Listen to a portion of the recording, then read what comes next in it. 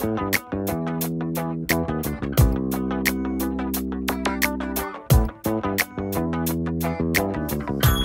here, a little squished. You can only afford 2 chairs. It's better this way though, we like this.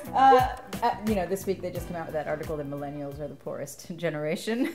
So there you go. Shocking. 2 chairs. Shocking. We are so po. So We're back with our guest, Justin Simien. How would you describe yourself, Justin? What's your title? I would say that I'm a filmmaker. I'm a filmmaker. That's it? Yeah, that's all I would say. I mean, if you need the multi-hyphenate, I would say I'm a writer, director, producer. I do those 3 things, but they're wouldn't all it be really awesome to if we're make like, films. we need the multi-hyphenate? Yeah, then I can give it. I can add more to it. I'm a Lover, thinker, idealist. hot shower enthusiast. Oh yeah. Ooh. Oh yeah. I don't too. get paid to do that, but I'm really good at it. So. Now, we understand you have this... Oh, I was just gonna say, if we only called ourselves the things we were paid for. That's true. It might be an embarrassing list, but anyway, fine. Hi. well, tell us about this movie that you just recently shot and produced. Yeah. Dear White People. Mm-hmm. Yeah, I did a movie called Dear White People. It's something that I started writing 8 years ago about my experience as one of very few black kids at a mostly white college. It's a race satire that's sort of meant to be about what I consider to be the new black experience in America, but through the perspective of these college kids. You mean like Tyler Perry? Yeah, because that so accurately depicts my experience. Black. No, it's just I wasn't seeing my experience on the screen, and my experience is that I'm often a black person in the context of lots of other people, mostly white people, and that particular experience, which is the one that I know most of my friends are having as well, just wasn't really being said or talked about in any way. Right. And I found that like my experiences in college were the same experiences that I was having in the workforce, and I just thought it'd be a fun entry point to talk about race in a new way. Have you seen stuff differently in the last 8 years that you've been writing it?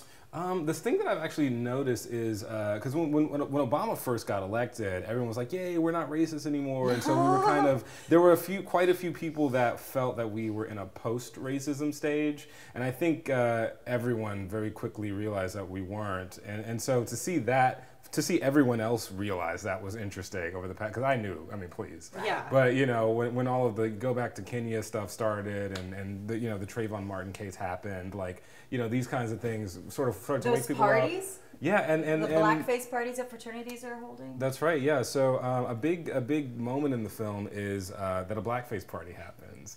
And the funny thing is, it was in the script, and I almost took it out because I felt like it was so outlandish. And for those of you that don't know, a blackface party is when a group of white people decide to throw a codedly themed party called a soul party. Yeah, like Compton, Cookout, or you know, hip hop, whatever. There's all kinds of names for it, but what it means is like come dressed as a black person, and they come and they dress as like these stereotypes, and often wear paint on their face. Is it actually physically blackface, or is it metaphorically? No, it's actual like black cork blackface. And it's really fucked up, and it happens all the time, and it happens at major universities, small universities. It happens everywhere across the country several times a year, but it doesn't always make the news. So this was like a major moment in the film, and it always was, but I thought it was so outlandish, no one would believe it. And what I've noticed over the past 8 years is there's just more and more instances of it, because I think, you know, millennials, people of our generation, didn't really grow up in a time where racism really felt like a tangible, real problem. And so I think there's just this freedom to sort of, you know, mock it in a way that I find uncomfortable as a black person. So Justin, you grew up in Texas. Can you talk a little bit about how that might have affected your experience of race? Gosh, well, I mean, you know, I grew up in Houston, Texas, so I was in a bit of a bubble. What? I was isolated, H-Town in the house. I don't know if this is a gang sign. Don't get mad at me. Okay, girl, that is one. We're gonna have to go through the Houston gang sign. No, but like, you know, home with Beyonce and other people of note from Houston. So I didn't really experience like the hardcore, like you're gonna get lynched racism in Texas. And also, but the kind of racism that I did experience is as a child who went to magnet schools, which in Houston is like, you know, it's schools that you get bused to as opposed to like, you know, you're just the school in your neighborhood. What I would often get is like, oh, you're so articulate, which is its own form of racism, because like, why would you assume that I wouldn't be as a child? And I've heard also, I was just in a conversation with a friend of mine about like the whole thing with like the black experience of other kids who aren't as articulate or who aren't getting bused, feeling like you're betraying race, which is like that's like internal and it happens oppression. with Mexican Americans too. Like I was being told as a kid, if I didn't speak gangsta and inner city, which I didn't because that wasn't my culture, that I wasn't Mexican. You were betraying. Yeah, Right. yeah. But even I get the reverse too, where I say my name Claudia, so deal with it. I say it in Spanish. But once I introduced myself to this guy, and then I went on and had a conversation, and afterwards he said, "Wow, that's so amazing. Your English is so good." And I said, "Well, yeah, that's because I'm from Texas." Lord Jesus. And it's because he heard my name, heard Claudia. He thought that I was like this immigrant who didn't know English, and I was suddenly more eloquent than the rest. Kind of like that same idea. Yeah, no, I mean, my black experience has always been oscillating between not being black enough and being too black for either a black or a white audience. It didn't really matter. And a lot of people, a lot of black people who leave wherever they're from and go off to do whatever, have that experience of having to modulate their race expression for different people, and that's what I wanted to talk about. So yeah, I was going to say, so are you finding that you were able to really tackle that within the context of a narrative? I really think so. I mean, we just are arriving at a rough cut, just starting to sneak it to a few little audiences to get their feedback, and so far so good. And what I was, all of this came about because I made a concept trailer on YouTube, and it went really viral and got a lot of attention. And it started as a Twitter handle. Yeah, it started as a Twitter handle. But the fact is, people really gleaned what I was talking about from the trailer. So I think people are really ready for the conversation. Yeah. And I'm really, there's always people who are going to feel some kind of way whenever there's a black voice saying something different. But by and large, the point. By and large, it really connected with people of all races, and I feel really good about it. So, Justin, we have a segment. We should tell them about this segment. We have this segment, or sort of a bit called OkPerson. Oh, okay. Tell them what it is. There's like a comment. There's like a secret comment there. OkPerson. Yeah, it's a little. I feel judged right now. Or maybe it's an exclamation word. OkPerson. Well, we will judge you based on these answers. Oh, crap. There's judgment involved. They're profile questions taken from OkCupid. Oh. So by judge, it's like go out on a date with or not go out on a date with, Oh, metaphorically. I see. But it's the best way to get to speaking. know somebody, right? They must have researched these questions. And I mean, people are if getting anybody married did, off this website. If anybody Yeah. researched them, it's OkCupid. You're all on it. I'm on it. Even I have a boyfriend and I'm on it. I'm an expert on these. Let's go. Wait, I'm don't. ready. To find friends. Yeah. Seriously, let us know if you use OkCupid to find friends. Okay. Well, this got very strange, very quick. OkPerson, I'm ready. I'm kidding. Okay. We got a whole drama happening off camera. It's fine. What's going on? Do we have to do these in order, or can we just pick the go best? for it. Okay, Do them in we're gonna order. do them in order and Okay. rapid fire because Okay. we're gonna make snap judgments about you. Just kidding. Oh, Ready? Okay. What I'm doing with my life. What are you doing with your life? I am making movies and battling terror and fear that is involved in that process. Your own, Yes, my own terror and fear. not other people's. No, You're like, no. I'm out there battling I'm on just your battling behalf. my own internal terror and fear. Date me? Yeah? Anyone? Anyone want All that? right. No, Well, what are you really good at?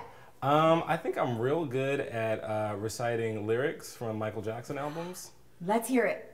Oh, you putting me on the spot right now? I'm talking about the man in the mirror. Oh, Jesus Christ. I'm asking you to change his ways. I like the addition of Jesus Christ. That was in the original. That was in the original lyrics. That's one of the improvs that was taken out. I know these things because I'm an expert. So. Yeah. You knew this, MJ and you. First thing people notice about you. What do you think? I think I'm taller than most people realize. Like that's the thing I always get. It's like, oh boy, you're tall. I did meet him sitting down, and when you stood up. Yeah. I'm glad it's no longer. You're so articulate. It's just my height. You're just so tall. We just anticipate your articulateness. It's a black guy with a hat. Of course I can speak. No, sorry, go All right. So what's your favorite movie, your favorite book, and your favorite band? Oh, Jesus Go. Christ. Okay. So my favorite movie is 2001: A Space Odyssey. Oh, Cupid fan. My favorite book? You don't read. This is hard. What? I'm asking. I do, but I don't have a favorite book. Because there's so many great ones. There's so many great ones. I mean, it's true. And also, I kind of read really bad. I read like memoirs and biographies that I don't know. How's that bad? But I wouldn't consider them like amazing books. Like, I've read, like, I read a lot, they're but inspiring. it's. Yeah. Well, that's that's interesting. fair. As a I don't have a filmmaker, favorite that's People will interesting. date you based on that. The Quran. No, I don't know. I don't have The one. Quran. That's okay. It's That's not, allowed. Okay, so what's the third one? What's the last one? Band. Michael Jackson does not count as a band. But that counts. We don't have any Music, rules. Band. Michael Jackson. He had a Let's band. keep it real. Michael Jackson 5. I've mentioned him 7 times already. I've only sat here for 10 minutes. It's fine. Michael Jackson. Yes. 6 things. It's not even a question. You Okay. can't live without. Oh yeah, you can't live without. Hot showers. I think I mentioned that before. Cannot live without hot showers. My iPhone. Absolutely not. My MacBook. Cannot. My iPad. What about Apple products? That could be like all in one. Well, yeah, I mean, basically, like I can't live without any of those things. What about a time before? I don't know. You don't remember those? I don't remember. You didn't remember living then? A lot from those times. I wasn't really alive until I got the third of my Apple devices. What did we do before iPad? I must have Ain't sat in that the the truth? corner I and just wasn't rocked really myself to sleep. I had no way to entertain You myself have or communicate with the outside world. I can't count. You have 2 left. Filmmaking. Oh, okay, that's abstract, but totally. No, I can't. That's a thing. I couldn't live without a way by which to get my movies and stories out. I wouldn't be able to live without that. And what's the last one? You tell me. Friends. I couldn't live without friends. Aww, like Friends. what's that song? Never mind. The one that goes Friends. I'll be there for you. Friends forever. That's Saved by the Bell. No, but I like where Justin's gonna go. Oh wow! Did you? I just took it back to Saved by the Bell. Saved by the Bell reference. Forever. We're gonna live forever. That's a third song, but I like that song. I like Fame. I was trying to mash up. The What do neck you pop do? was nice. What are you doing on typical Friday night? Oh God! Typical Friday night, I am filming web series talk shows on most Friday nights. That's what I tend to do. We're just one and all. Yeah, I just kind of run through them. No, I don't know. Typical Friday. There's no such thing as a typical Friday night. I'm figuring out what I should be doing on Friday night. I'm usually at home, like on one of my Apple products, trying to figure out what everybody else is This doing. dovetails into another question, which is I spend a lot of time thinking about. I feel like we could probably guess based on some themes that keep coming honestly, up. being a better man. I'm going to give a real poignant answer. I spend a lot of time about trying to think about how can I be my best self. It's true. That's great. And where I'm not really doing enough to do that. Last question. What is the most private thing you're willing to admit? I once listened to Kesha's TikTok without irony. But only once after that, every other time. I listened to it and I enjoyed it, and there was no irony. There was no, I'm just listening to this because it's stupid. No, I enjoyed it a lot. But once though, just once. How did admitting that feel? It felt really awkward and awful, and I feel judged, and it doesn't feel good. From us? It doesn't feel good. I'm feeling really embarrassed because I don't know what that is. Wait, TikTok? What?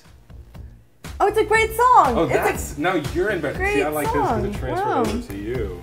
Wait. You don't know what TikTok I'm is? Mexican. I grew up in mariachi music. Is that No, music? it's really Wait, new. It's like within the last year. I listen to NPR. It's within 2 years. Kesha was like, okay, cool. TikTok was 7 years I ago. listen to NPR, and that is that segment.